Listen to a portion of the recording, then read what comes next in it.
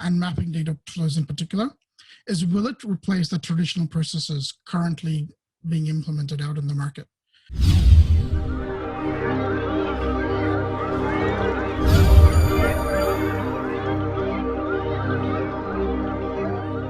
And I'll cover the agenda for tonight. So basically, that question is the one that I wanted to answer as part of this. It's not so much it is a topic I wanted to raise. I do not have the answer to that question yet, and I'm hoping to get some of that feedback from you guys. So I want to see if we can make it as interactive as possible. So I'm happy to share your thoughts. Okay. So what we'll do as part of that, I'll take you through mapping data flows as a quick introduction. I'll take you through Azure Data Factory. I'll show you as part of my demos how to build a mapping data flow. We'll run, like I said, quick demo, some of the pricing considerations that you'd want to take into account while building them, and some of the advantages that I think you will get out of a mapping data flow, and some of the disadvantages that I see that you will encounter as you go along. Okay. So as I said, I'm a data strategist and a cloud solutions architect. So if you want to reach me, you can reach me on Twitter, you can reach me on LinkedIn, or you can reach me via my blog. I'm starting to write blogs a bit more frequently, but and I'll keep them updated as much as I can. If you're interested in getting certified as a Azure Solutions Architect or a Google Cloud Architect, I've written articles on how I've sat my exams. And if you want to just find out about what topics I covered, how I've learned, what is the best way to go about it, I'd suggest having a look at my articles. Okay. So why the topic on Codeless ETL? So like I said, there's a few reasons why I wanted to raise this as a topic. Now, if you think of a few years back when cloud kind of became ubiquitous across IT systems, almost everybody who's using SQL Server pretty much had this argument going on: is should I use SSIS to run my ETL, or should I use SQL Server Stored Procedures? I've had this debate many a time with lots of principal consultants. I've had them with my managers. I've had them a lot of people. Okay, so what is the best way to write stored procedures so it performs well? Not only that it's accessible so that anybody who's not well versed in SQL can go ahead and write them. Now, previously it used to be SSIS data tools or data flows within SSIS that you used, because it had a visual component. You can drag and drop them. You can configure them in and what was your uncle? Problem with using data flows at the time was it was very bulky. You had a lot of bugs. And yes, you could get business users to actually start working with them. But again, it became a lot more cumbersome. There was a lot of background knowledge that they needed to have. And it wasn't very conducive to the business users. So when I started using Azure Data Factory, I had the same sort of dilemma. Now, the reason for that dilemma, so if you look at Azure Data Factory currently, or even when I started, primary option you had to actually develop and deploy code into Azure Data Factory was to write stored procedures and call those stored procedures within Data Factory. Okay. So just to give you a brief introduction of what Azure Data Factory is, before we go further, it's pretty much a data orchestration tool. What it does, it basically says, I will run each of my components as individual pieces of code. What that code is can be done in parallel to while you're designing your pipelines. So, but that was still writing code. Now, then you had the added complication thrown into Azure Data Factory with the introduction of Databricks and Jupyter Notebooks. Now, yes, you could write your components, in a collaborative fashion. You can do them parallelly. You can do, multiple people could be working on it at the same time. But again, it was code. Somebody had to sit down and write a piece of code. with all that it entails. So the bugs, the management, the processing of it, etc. So when I first moved to Brisbane, one of the projects I started working on was implementing a data warehouse from scratch. And at that time, the mapping data flows was just coming out of beta and hadn't even been made generally available yet. So as part of the solution, we said, look, we will try and we will attempt to use mapping data flows. And I'll give you a brief introduction of what it is shortly. But that's how the journey got started. So as I was saying, it's now and going forward, it's going to be a question of, is it Databricks code? So is it Python? Is it Scala? Is it C#? Is it .NET? Or is it mapping data flows? And that's going to replace the old question of stored procedures versus SSIS. Okay. So what is an Azure mapping data flow? It's a component of Azure Data Factory. So I think it's been out since at least the start of the year, if not earlier. I think it's the start of the year from memory. It's based on Spark. So it's pretty much the same code base that Azure Databricks is using. Okay. Obviously, as everyone knows, and if you're not aware, it's a popular big data technology that runs on Apache. Okay. But what it does provide you that Apache, the Jupyter Notebooks doesn't, is a visual development environment, which is similar to your SSIS and data flows in SSIS. So for a business user or for somebody who's getting into doing Azure mapping data flows, it's a great way to get in and design your code without having to know a single piece of code, if you get what I mean. Okay. We'll ignore that one. I think it's the same thing. So what I'll do is I'll take you through some of the pipelines that I've built, just a couple of simple ones, and we'll see how easy it is to design one. So I've got a few simple pipelines set up. So I've got 2 pipelines set up, and as you can see, I've got 2 data flows set up as well. So all my pipelines are doing at the moment is calling a data factory flow in here. Okay, so the first one, basically what it's set to do is basically copy a set of data from your source to your target table. There are no transformations, it's a straight out copy, okay? So all the pipeline is doing is orchestrating a mapping data flow. I'll come to the reason for that in just a second. If you look at if I look at that one, which is what it's calling, like I said, so it's looking at the source data, which is in this case is the employee table coming out of the Benchmarks database, and it's putting it into a target location. So one of the things that this does provide me straight away is the ability to do samples. So if you're running tests, if you're doing development, you can set that row limit to a low number and run it. So if you have a very big database that you're wanting to copy, you can limit what you're doing. You can do drifted columns from your source table, so you can have your source systems change, but still manage to hit your ETL targets.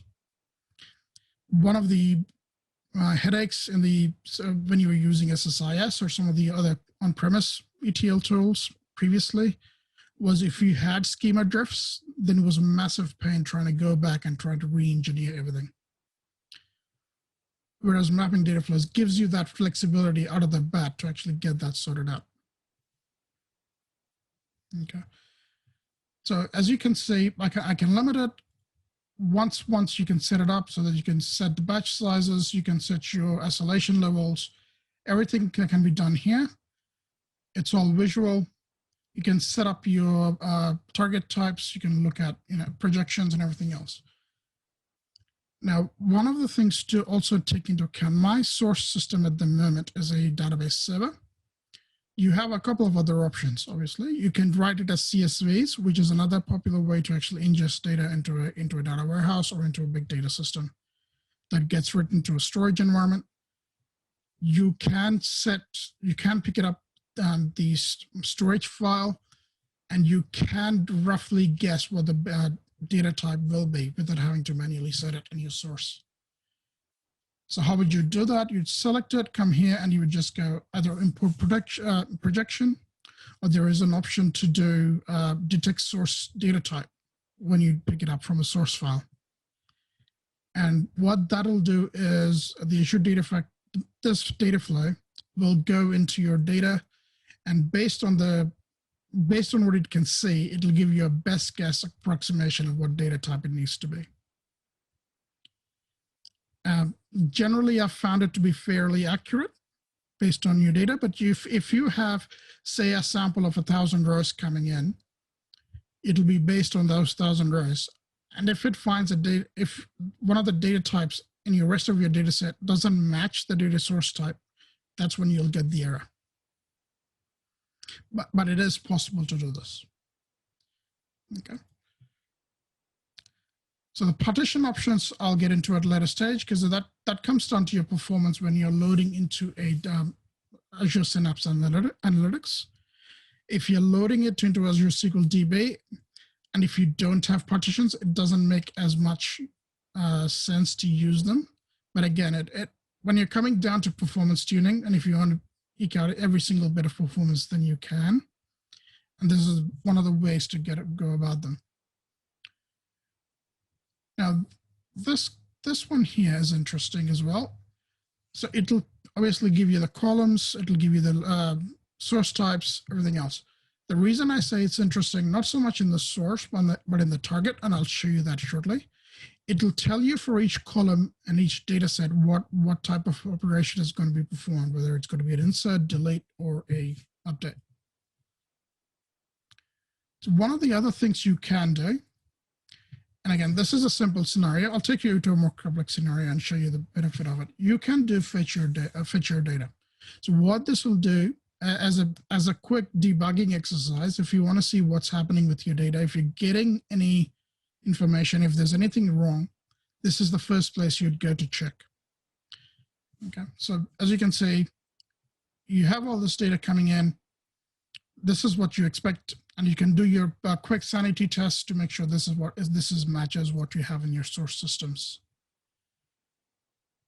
Yep. Hey, we just had a couple of quick questions in the chat. So yeah. One of them is just about, is this all cloud, or can you connect to an on-prem data source? Okay. So yes, at the moment I'm connected to all cloud sources only. You can connect to on-premise as well. I have done it before, and I'll show you how to connect it to on-premise service as well. And I'll show you a couple of other options that there are available that you can use within this. Okay, I'll go through that as well. Yep.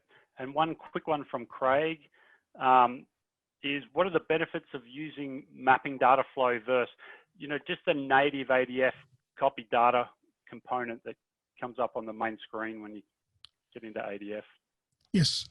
So when you're using the copy data tool from ADF, within ADF specifically, and not mapping data flows, you can copy it. You have to write SQL statements. You can run store procedures, and that sort of thing.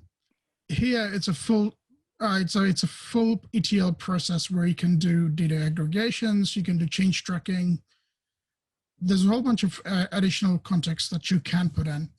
And one of the best use cases for this that I found that doesn't exist, at least as far as I'm aware, in pure Azure, is the inferred data column types, drifted column types, and the schema drift as well.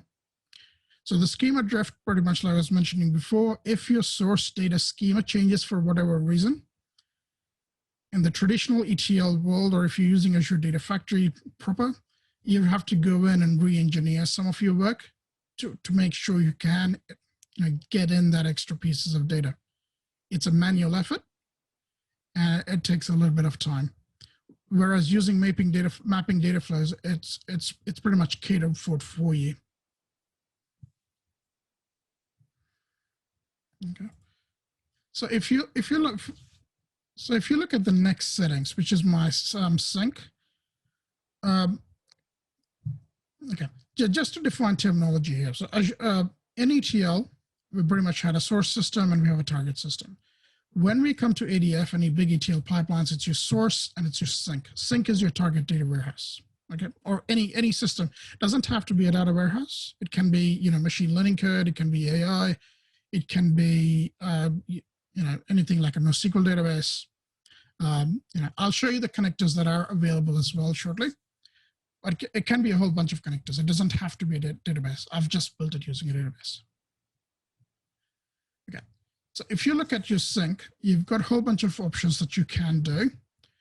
Previously, this is what you had to write a whole bunch of SQL statements, put them into SSIS as SQL tasks, either calling a store procedure, passing in variables, that sort of thing, to say, delete my data, update my data.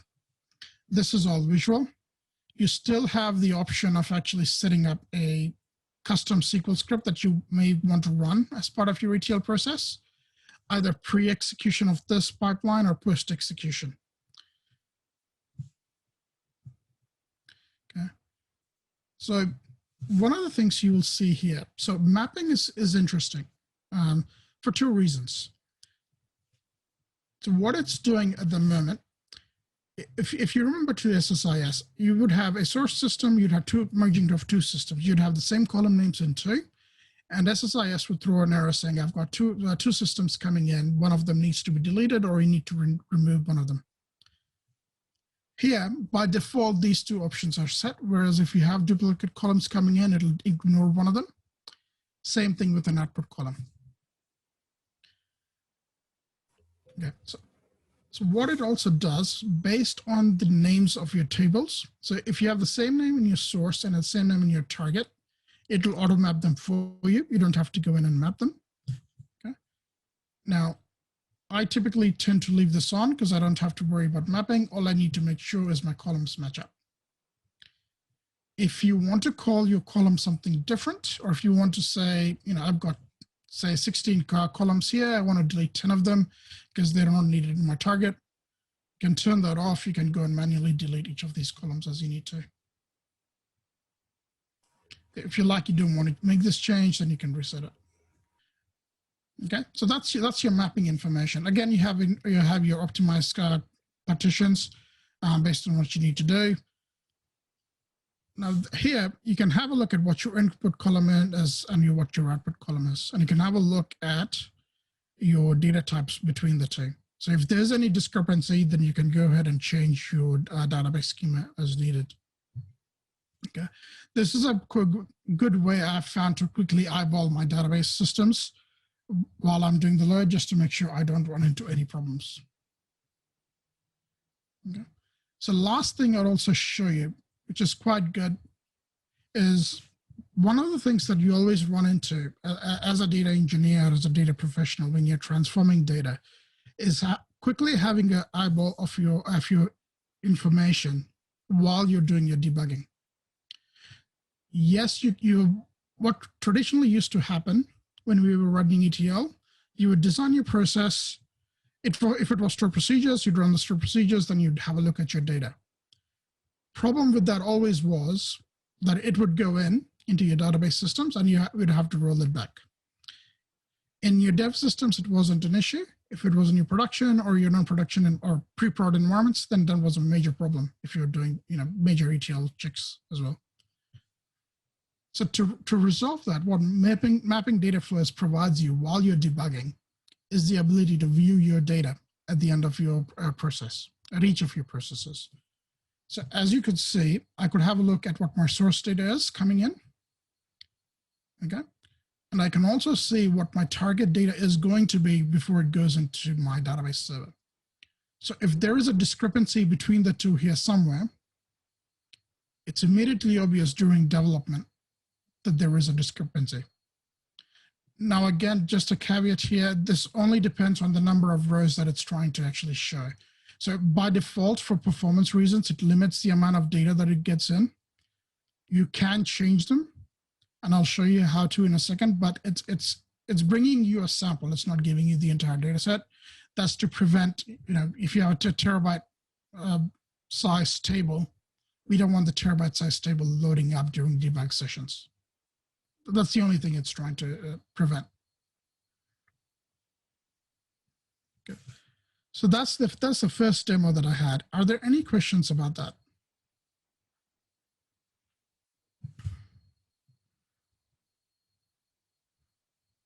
Okay. All right, I'll keep going. So one of the things that, okay, so like I said, so if you look at this mapping data flow, but in and of itself, it is meant as a design and canvas. You can define your process. You can go in, you can do data previews. But what this will not do is it will not run your pipeline. So there is no risk of you actually updating your data somewhere, whether it's your dev, whether it's your production, whether you can run this safely to see if there's a problem. Okay, without impacting anything else. What you would do to run this pipeline is you would come into, or to that data flow, is you would come into your pipeline and you would execute this. So the way I've done that is pretty much drag my data flow on here, creates a copy, and when it runs, it executes this. Okay. There's a couple of other things. So I'll go into some of these settings for you in just a second. Okay. So if you look at the execution of that particular thing, it'll give you the number of records that were loaded. It'll give you the partitions. It'll give you how long it took to load. Okay, I'll get to some of these columns as well. So you've got total columns coming in from your source system. These are your new columns that you've added. Updated columns is pretty much if you've changed this name or if you've got drifted columns coming in, that sort of thing. Any columns that you've deleted. So you've got full audit trail while you're doing development and execution of your mapping data flow to say what is happening. Now this information can be extracted and put into a database as well. Yeah, I haven't gone into that in for this particular demo, but there are articles out there that will take you through this. And again, so if you look at this as an example, it gives you the target. It'll tell you what the source name is, whether it's mapped or not, whether it's drifted, and it'll give you information as to what it's done. If you look at that again, so if you click on this. So this particular pipeline took 816 seconds to run, 570 milliseconds to start up, and 290 rows that copied across.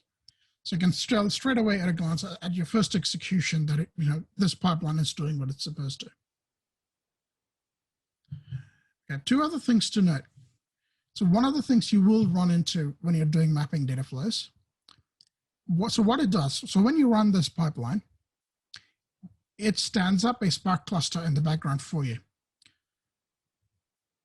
Okay, so the standing up of that Spark cluster has two ramifications for what you're doing. What I mean by that, so the Spark, when it's trying to stand up a Spark cluster, it's standing up a VM in the background. The VM by itself takes about 5 minutes to start up. Okay. Or 5 seconds to start up. So you will always have a lag when you run your mapping data flow, especially your first one. Okay, I'll show you. There's a couple of options that you can set to actually improve your processing time, and I'll show you what the default one that comes out of the box is and how we can improve it as well. So that is the big thing to keep in mind. So if you're running only one mapping data flow, you expect it to the data is 219 rows. You expect it to finish, very, very quickly. You notice that it's taking you, 6 seconds, 7 seconds, in this case, 10. The reason is part of that time is meant to stand up that cluster. So it is by design.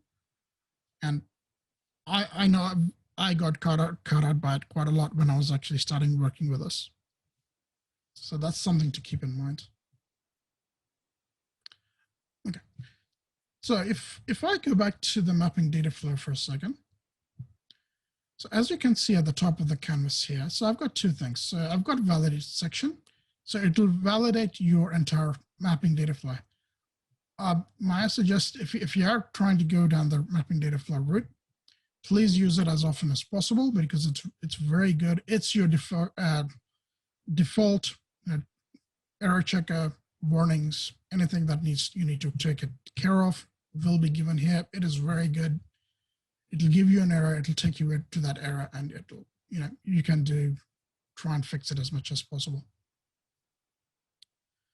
Okay, so the second option is your debug sessions. So this is where you can set your row limits when you're doing your table counts. Okay, you can set it up using a table as well. But to be honest, I haven't used that option just yet, and that's something I'll need to play with. Now, if you look at this column here, where it says the data flow debug IR, okay, so what that basically means, so when data flow runs, it runs on an integration runtime. So this is what decides whether it's running on a dedicated Spark cluster that Azure Data Factory provides for itself, or if it's something that you have created as part of your bucket so that everything runs on that.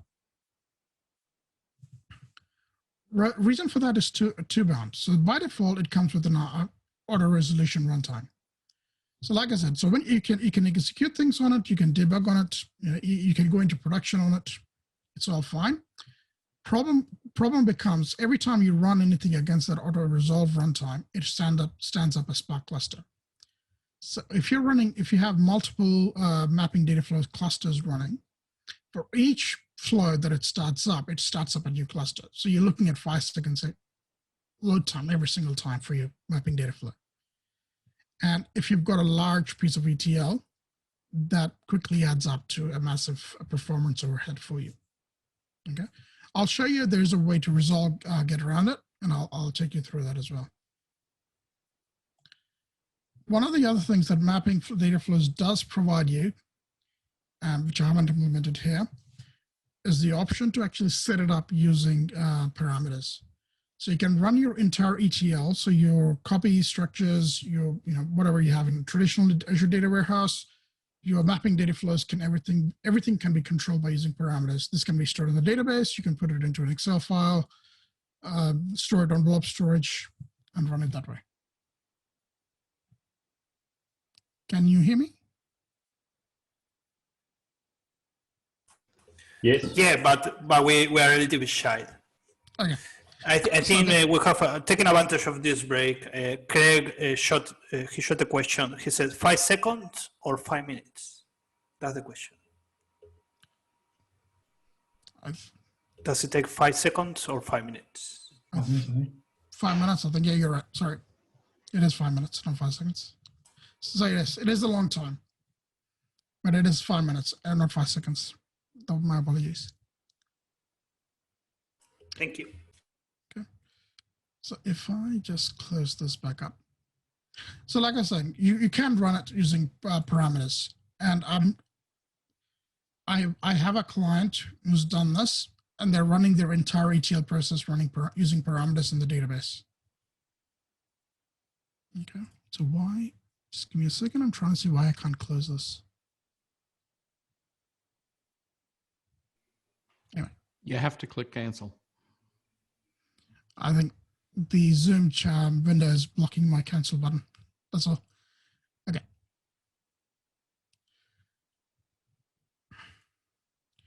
Now, what this also provides you, Microsoft has set up the ability for you to look at the code as it generates it. It's pretty much a JSON string that it runs in the background. I've tried editing this. Sometimes it worked, sometimes it didn't. I would, generally speaking, I would suggest go into your pipelines manually and make the changes that way. It's a lot easier, at least that I've found. Okay. So what I'll do before I get to the second demo quickly, I'll show you quickly what my connections are like. Okay. So if you look at this, I've got 2 link services and I've got an integration runtime. I'll tell you what the differences are between them. So I'll start with an integration runtime. Now, what an integration runtime is basically like your environment where it runs your code. Now, what I mean by that, so if you look at this is what runs my mapping data flows. So it does two things. These are the set of servers that my copy tasks occur on. And these are the set of servers where my Spark ETL runs. So what you can do, you can set the compute type, you can set the core counts, and you can set the time to live. Now the compute type pretty much is your VM server and the type of VM server you want to run. So there's general purpose, there is memory optimized if you're running high-end ETL processes for AI. And there's graphics one as well, I believe. Okay. Then the core count. Now the core count's interesting. So the core count pretty much says how many your VM, how much workload are you going to be putting through it? The smallest amount you can create it with is 4 cores. Now the time to live. So the time to live factor is pretty much how long will this VM in the background be active for. Now the reason I've set it to 10 minutes, and again, that's the smallest amount. So if I run any mapping data flows against this particular runtime, I only need to start it once. So after the first 5 minutes where this one starts, anything else run against it will not incur that extra Spark cluster creation charge, or that time. I'll go into the billing as well, but billing is basically based on the compute type and how long it's been running for. And that's one of the caveats you'll notice straight away. When you're doing this, you need to be aware of your cores, and you need to be aware of how long your process will run for, because you will be charged for it in the same amount. If you're running it in Azure Data Factory, you don't have this problem. The reason being, you already have a database provisioned and you're using SQL Server Stored procedures to do them. But in the same way, and if you use a Databricks, you will need to be aware. Again, it's a similar sort of concept to Databricks, because Databricks will charge you based on the amount of time it takes to run your process. So it's the same concept. So if you're using Databricks, or if you're using mapping data flows, you'll be charged in a similar sort of way.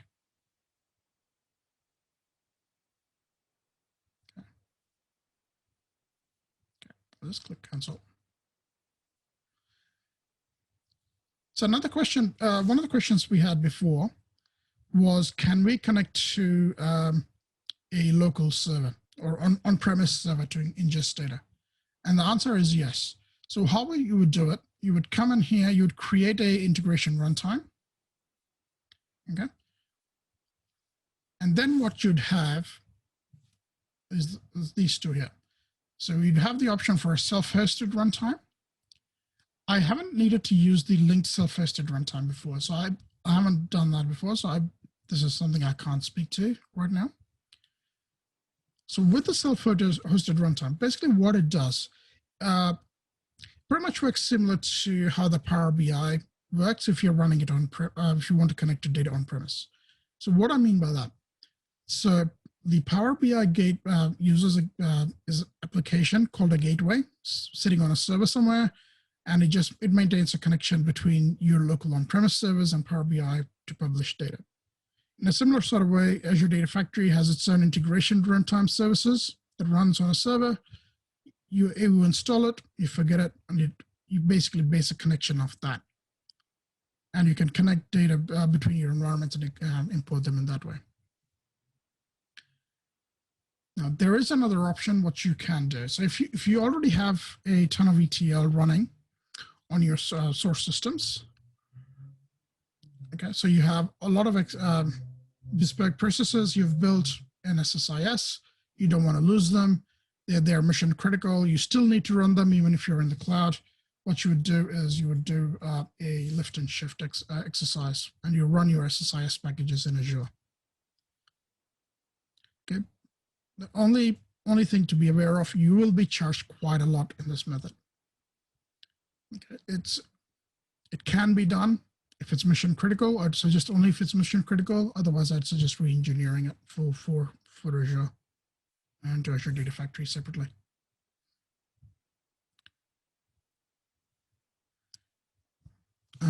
Do we have any questions?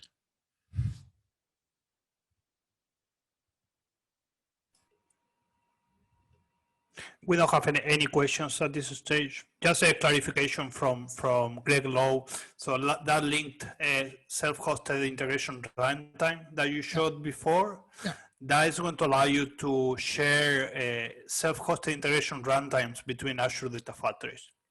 Oh, right, nice. Yeah, so imagine that you want to have one that you can reuse across multiple dev environments. That could be a use case. Not recommended, for example, to use the broad one for your dev environment. Yeah, yes. It is handy. Yes. Actually, it's Greg. Yeah, one of the things that is a challenge with that, though, too, is it only lets you have 20 concurrent things going on. That's the maximum you can set it to for an on-premises, one of these self-hosted gateway. So the thing is, if you start sharing it between lots of data factories, you can quickly run into that limit. Right. And the weird thing that I've run into is then you have things that won't start in your data factory and you can't work out why. Wow. Yeah. Cool. Okay. Just a quick note. This is something I found out by accident. So if you're looking at your Azure Data Factory pipelines, each pipeline, there is a limit into how many activities you can have. So what I mean by activity, so each one of these that I've selected is an activity. Okay. So there is a max limit on how many activities you can have within a pipeline, and the limit is 50. Okay. I haven't hit that limit yet, but for complex ETLs, I'm pretty sure somebody will hit it. So just be aware that you've got 50 pipelines and it throws an error. That's probably why. Okay, so we'll look at the second demo. So the second demo is a bit more involved. So the pipeline itself is fairly simple. So again, I'm just calling one mapping data flow. Okay, if I look at the second mapping data flow, you can see it's doing a bit more. So I've got a bit more activities sitting in here. So what this is doing is your typical data warehouse scenario where it's doing change tracking and it's only loading in new rows that needs to go into data warehouse. Okay. So how would I do that? Again, similar to what we had before, you come in, you have a look at your source systems, you have a look at your data. Okay. So while that's running, you have your target. So this target at the moment is currently empty. There's nothing in there. So just to prove that, if I run this, there's nothing. It's just waiting for that to finish. Yeah. So I've got a couple of additional tasks here. So this is the old derived column task, I believe, in SSIS. Again, you have something similar. So you can add new transformations. You can have new columns. You can rename columns. You can aggregate your data. Any sort of columns you want to create, change, modify, you can do this here. You can also put in parameterized columns. There's a whole different variety of things you can do. Okay, so the new row. So what the new rows is pretty much similar to an exist statement in SQL. So what this is doing is checking my source system and saying, is there a matching column in my target? If it doesn't exist based on the customer ID, then it'll go to the new process, which is create a new record. Otherwise, it'll just drop it out of the environment. Okay. So if you look at this new rows, again, it's what I said earlier. So if it's what it does, as a piece of code, that's the only piece of code that I've added. I've said if my previous columns are true, then insert them, otherwise don't. Now if I just cancel out of that for a second. So if I go back to this, the way to check this is if I run that step, and provided there are no issues, it'll bring back a set of data for me, similar to what we saw previously in the previous demo. Okay, so give it a second. So what it'll do, so if you can have a look at the top of the window here where my mouse is, so pretty much you've got icons saying this will be inserted, updated, and deleted, or upsets, basically. So each one of them will be tagged as based on your criteria, and you can tell at a glance what's happening with your data. So visually, you can say, look, I've got 190 rows. In this scenario, all of them will be inserted because the target table is empty. These are all my columns. This is my data going in. If you had aggregations, you'd see the aggregations as well as columns, basically. So you can verify as we go. Okay. So what this statement does when it says true, it'll go in and say, for each of these records, which of the conditions is true. The condition is pretty much this here that it's looking at. And the execution of this. So if this condition is true and it doesn't exist, then it'll set it up as insert only. Now you can set up multiple of these conditions. You can say if it's not true, then update it. You can have custom conditions built in. So this is a fairly basic one, but you can write your own expression in here. So it's minimal coding. So you need to understand some logic when you're trying to insert this data, but it's not like you're writing entire streams of Python code to achieve this environment. And then what this does is pretty much similar to what we had before. It's just going to do inserts. Okay, so you can define what you need it to do. You can do allow updates. You can allow inserts. And how you would do this, you would control it using this particular task, which is an alter row task. So you can say upsert, you can say deletes, so you can, but you can't do delete and upsert at the same time. So if you wanted to do a delete as well as an upsert, you'd have another condition in here. So you can have multiple conditions. And these are the ones that are predefined out of the box. And these are the ones you can use to do that. Okay. And again, once your upserts are done, you can run pre-scripts or post-scripts as well. So say, for example, not including deletes, say you had a whole bunch of rows that you wanted to set their flag to -1 because we're old, you can set them here. Once you insert them, you can do deletes of those rows, whatever the case may be, you can do. But this is where a proper SQL statement will go in. So a little bit of coding is definitely involved, but not much. Okay. Again, similar to before, you'll set up your mappings and stuff like that here as well. Okay. So once you come to your data sinks, so similar to what we had previously, you can see that it'll tell you what it's trying to do. So whether it's doing inserts, upserts, or deletes, it will tell you that information and you can track what it's doing. In this scenario, it's only doing inserts, so there's no particular icon. But if you're doing upserts, it'll tell you which one's a delete and which one's an insert and which one's an update. So for debugging purposes, it's a great way to go. And this sort of flexibility is not, this sort of debugging and you getting upfront information as to what's happening is not possible with using SQL Server stored procedures. You can do it if you know SQL Server, but there is no visual way to know. But this gives you that visual indicator. Also gives you, if you're looking at data that you want to insert and you want some stats out of it, just because you're doing data profiling and stuff like that, you can do that directly through here. You don't have to go to a third-party tool. Again, this is based on the data that's being provided to this mapping data flow. So if you need to make any decisions as to, my data type is wrong, I think something else is wrong, go and have a look. Easy to play with and just change on the fly. So yeah, so like I said, so if you come back into this and you run it, it'll run that that mapping flow. If there are no issues, then it'll execute it. You'll get information. You can track it. Okay. Also, one of the things I've found is when it is running, there are certain instances where it's easy a mapping data flow to actually find what it's doing. So if you go in, as you can see here, for each one of those tasks, it just tells you what it's trying to do. And each one of those steps, you can see how many records are being impacted, what's being impacted. Okay. In this scenario, because it's only an insert, the source and the target should match. Okay. Since it's the first run. In the second run, once these don't match, then you'll get zeros. If you had deletes, it'll show you how many new rows were there, how many were deleted, and how many were updated.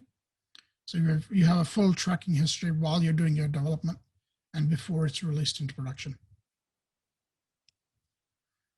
And again, like I mentioned previously, most of this information you can write into a database so you can actually run reports on top of it later.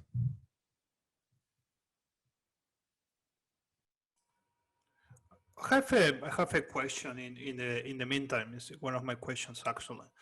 Yeah. From what I've seen in this presentation, is that you haven't written pretty much any lines of code but the spreadsheet, correct? Yes, that's correct. That's what brings the topic when you say the topic for the session actually is codeless. So you've shown already that without having any background on coding, you can develop data integration solutions. That's correct. So yes, you probably won't give this to a business user to do without some knowledge. But again, it is not preventing you from giving it to a business user as well. So it's, somebody new to this can jump in straight away and say, look, this is what I want to do. Granted, he will need a little bit of background in data and what you're trying to achieve. And it's not purely a business tool, but it can be done. It's not such a huge jump, I don't think. Understood, thank you. Okay. And in the meantime, so one of the good things that I found about Data Factory is it actually gives you a very detailed error as to what is happening. Now, in the case for this, it's my database that is a problem, and I'll have to update the identity column. Okay, so things like this, pretty much, you would set up a pre-copy script to say, if I go back in here,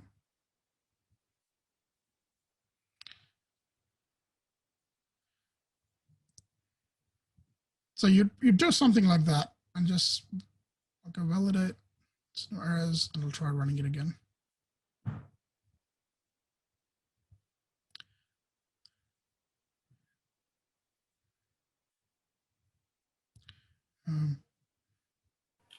Yeah, we'll see. If it throws an error, I'll put the table name in. But again, as you can see, it's minimal coding. Yes, you need some knowledge of database code as well when you get errors like this. But it's few and far between, and you are getting decent error messages out, which was one of the major limiting factors of SSIS that I found. Okay, so while this is running, so another good thing about using Azure Data Factory in general is Azure Data Factory out of the box integrates well with source control. So you can either source control using Azure Devops or Git. And I'll cover that in a future topics, but know that it can be done. Okay. So that's probably one question that we're starting to get asked a lot. So the DevOps Git question, originally when we moved to Azure, everyone said DevOps is the way to go. But Azure, a lot of Microsoft seems to be moving away from DevOps and just purely doing Git. What's your feel on, should we be moving away from DevOps, or has DevOps got a future? A little bit of both. So pretty much if you look at DevOps as a field, not so much as a product. Yep. So Microsoft provides you two products, and it is confusing. Okay, so you have Azure Devops, which is their old TFS Foundation server that they've rebranded, made some changes, it's up there. And obviously then you have GitHub, which Microsoft acquired. So both of them work well. There are limiting factors with both. So if you're an individual developer and you're source controlling your code, I'd suggest going to GitHub because it's free. Some of the tool sets that you can do pretty much what you do in Azure DevOps and GitHub. Not everything, but some things. Now, where Azure DevOps comes into the picture, it's a much more robust tool compared to GitHub in terms of work, task tracking, burn ups, burn downs, all that sort of thing. There is extra functionality thrown into Azure Devops at the moment compared to GitHub. Your automated release pipelines and stuff like that as well are again better defined in Azure Devops than GitHub. Not to say you can't do it in GitHub, you can, definitely can, but it's for a business, Azure Devops I've found is a lot more robustly built at this point in time. Perfect. Thanks for that. Yep, no problem. Okay. So it's okay, I'll need to have a look at this statement. But yes, so even though it's errored out, pretty much as you could see, when you looked at the mapping data flow, I know this code will run. The reason for that is, I am getting some data out. The reason it's not working at the moment in terms of inserting into the table is this query is wrong. Okay, so it gives you a good way to check at what point is your data causing you a problem. Okay, so I think let me put this. So you'll need to put, I think, pointed by Greg Lowe, again, to put the table before the on, actually. Just copy the table before the on, or delete the on and put it in. Yep. That's it. Yeah. Yeah, it's a bit like peer programming on steroids, isn't it? Yeah, I know. Peer programming is great. It is great. Definitely is. Okay, so I'll run this. So while it's running, I'll probably might go back to my presentation and just come back to this in a minute. Okay, just give me a second. See how it goes. Hopefully it shouldn't take too long to run. So while it's running, I'll come back to this, I promise, even if there is an error. I'll just go back to this one. Okay, so some of the pricing considerations for this. Okay, so one of the big gotchas when you start using mapping data flows, like I mentioned before, if you start debugging your code, you will be charged money in mapping data flows. The reason being it is starting up a private cluster for you in the background. So just be aware of it. Again, it's not too dissimilar to what happens with Databricks. Okay. The billing is based on the type of compute and the number of cores selected per hour that you do. Okay, the settings that I've run, I'll be charged for the 10 minutes that my service is running. So that's why you want to get your code as performant as possible, so you limit the amount of time your services are run. Yeah. So some of the advantages of mapping data flows. So the barrier to entry is low. So as you can see, anybody who knows a little bit of what they want can come in, drag and drop it. You know, it's quick and easy to do. Yes, it will take a bit of time to do data testing, but the actual building of your process is fairly simple and it's fairly static. Once you know your process, you can make it a template and we can reuse them multiple times. It's a graphical user interface. You can build any length of complicated pipelines with them. So you can, like I said before, you could do NoSQL databases. You can do inserts into machine learning scripts. You can pull data from machine learning, however you can. It's very tightly integrated with source control. It's being actively developed. So there's new information coming out on almost on a regular basis. Case in point, some of the expressions that you saw, the actual builders, the UI elements of it was changed recently. I think there was a couple of changes that came through a couple of days ago. And the program manager for Azure Data Factory is very responsive if you have errors to actually track down. So it's very well managed at the moment. And again, it uses Spark architecture, Apache Spark architecture in the background, okay, which is a standard one. But typically, you will not need to actually even know Spark to see how it works. All you need to do is drag and drop them. Okay. In the same way, so if you're talking about why you wouldn't use mapping data flows, is you lose flexibility. It's good that you can do drag and drop. It is good that you can only put in expressions, but if you have a lot of complex processes that are already built, You don't want to actually migrate them to mapping data flows, again, because of the cost factor. Okay. Yep. Now, one of the things that also gets impacted by this is mapping data flows is purely a Microsoft product. All right. If you want to transfer your code to another cloud provider, then you can't move your mapping data flows. It's not possible, at least at this point in time, unless you've got hybrid cloud. I mean, that's a whole other scenario. In which case, you would put your code in Databricks, because Databricks is portable, because it's just a Jupyter notebook.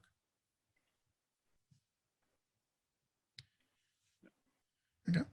The other biggest thing that I find with Azure, specifically Azure and even data flows as well, you've got a potential to get hidden cost shocks. The reason for that is, as a developer, somebody will go in and somebody will start running code. They will debug them. They will write complex, pieces of code. They will not be aware of, what the pricing model is underneath, because it's not visible to a developer. It's only an admin that has a chance to look at it. And if something is not configured right, or if you forget something, at the end of the month, you will have a potential bill shock coming through. I'm not saying that's going to happen, but that is a possibility, and it's a huge possibility. How do you suggest to reduce cost during development cycles and debugging? Is there any? Okay, so what I'll show you, I'll go back to my architecture here. Looks like it's failed again. So this is something I'll have to have a look and see why it's failed. It's most likely due to that. So maybe I'll have to change my table structure. But anyway, where is it? Okay. So typically what you would do. Okay. So if I go back into my runtimes here. Okay. So if you look at this, I've got 2 runtimes. So this is the default one that Microsoft provides when you start up Data Factory. So it gives it to you for free, or it creates for free. You don't have to worry about it. It's an auto-resolve one. It runs on 4 cores and it runs for 0 minutes. So 0 minutes says, I will run all the time or I'll stay shut down. And every time I provision it, I'll start a new one. Okay. Now, this may or may not be good. If you only have 1 or 2 pipelines, this is not a bad option. Let's go that. So what I've done here, so this is what I use with my client to actually limit their prices. So what I need to do is basically choose my compute type. So compute type, by and large, if you're not running heavy machine learning algorithms, just leave it on general purpose. You'd set your core counts. Again, this depends on your workload, and you'd set the time to live factor. Okay. So what the time to limit factor does, it limits the amount of time your virtual machine is running and the amount of time you're consuming resources. So you will be charged for that 10 minutes. If you're not running any pipelines past that 10-minute mark, it'll shut your server down or that instance down. And if you run another one, it'll just restart it. Okay. So you're losing a bit of performance and time to actually start your debug sessions, but you're saving money in the long run. Okay. So if you are debugging and if you want to debug, probably the best bet is to go set up your own integration runtime, set it to the smallest amount of time to live. It doesn't have to be 10 minutes, can be 30 minutes, whatever your scenario may be based on your requirements, but set a minimum time to live for your service. That'll limit the amount of money you get charged at the end of the month. Does that answer that question? Yeah, I think that covers just to the other one, the other tip will be to get them right the first time, so you don't need to debug a lot. Yes. Yeah. Well, but I mean, with those, I mean, you will have the potential to change them as you need to go. So actually, if I go back, so if you look at this, there is no way to once you have created them, you can't actually change them. I've found. So yes, you can set them to auto resolve, but data types you can't change. So what I'd say is, if you want to create another one which has more, more cores, lives longer, each one of those scenarios create a runtime. Okay. And what you then do is, if I go back to my mapping data flow at the moment, which is this one. Okay. If I go into settings, you can say what the data flow is, what integration runtime it's running on. So the one I had it on previously, as you can see, was general purpose. So this one runs it it creates one every single time. What I can do is set it to the one I've created. The options go away, and pretty much it's running on mine. So you know for a fact what runtime it's using and how much you'll be charged. If you had multiple, you can say, select one of those multiple runtimes to run. So you could have multiple runtimes. Say you had a job that was taking 3 hours. You need the resources to cater for that. You'd create a runtime just for that. Everything else will use a cheaper runtime. So you can come per pipeline and per data flow, you're limiting your costs. So pretty much if you want to learn more about this, I've found quite a few pieces of information that is useful. So there's a YouTube channel that's updated quite regularly. The product team for Azure Data Factory and mapping data flows in particular put up topics on a regular basis. It's quite full at the moment. There's quite a lot of topics that you can look at. I found it to be very useful. So the product manager goes through each one of the scenarios and each one of the tasks that are there, that are available in mapping data flows. The second one on that list is the blog site for that product manager, where again, he posts quite a lot of useful information. So things like actually taking your audit data and putting that into a database, and examples, complex examples like that are given on that website. So I'd suggest reading it. It is very good. Microsoft, for the third one, Microsoft recently released a Microsoft Learn, basically learning path for Azure Data Factory. Now, I can't personally speak to how it is, because that's one of the things I will need to look into, but it is also a pathway for you to learn more about Data Factory if you need to. And obviously the last one is Microsoft Docs. So Microsoft Docs has a ton of information around each topic. Downside that I found to Microsoft Docs is a lot of documentation, for one, and it may contain information you don't need if you're just starting out.